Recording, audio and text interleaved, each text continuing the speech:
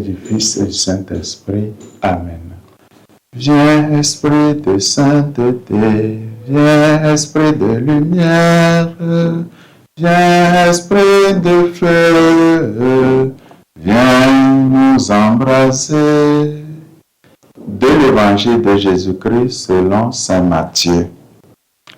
À ce moment-là, les disciples s'approchèrent de Jésus et lui dirent: Qui donc est le plus grand dans le royaume des cieux? Alors Jésus appela un petit enfant.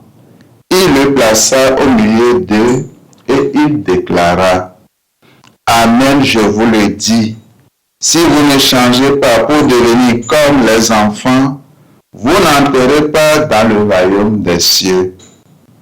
Mais celui qui se fera petit comme cet enfant, celui-là est le plus grand dans le royaume des cieux. Et celui qui accueille un enfant comme celui-ci en mon nom, il m'accueille moi.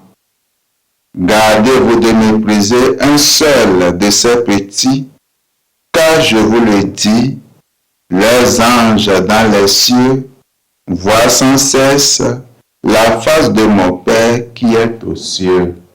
Acclamons la parole de Dieu. Louange à toi, Seigneur Jésus. Les apôtres demandent à Jésus qui est selon lui le plus grand dans le royaume des cieux. Jésus répond d'une manière surprenante en appelant un enfant et en le plaçant au milieu d'eux.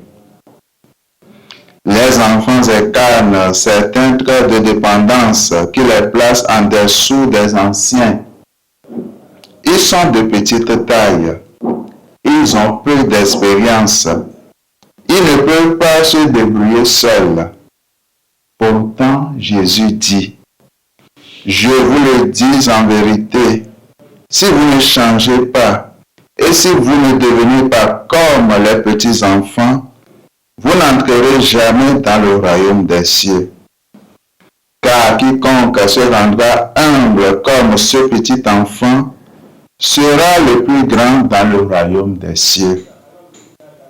Pour Dieu, frères et sœurs, nous sommes tous des petites créatures. Sous son regard aimant, les échelles sociales et les étiquettes s'effacent.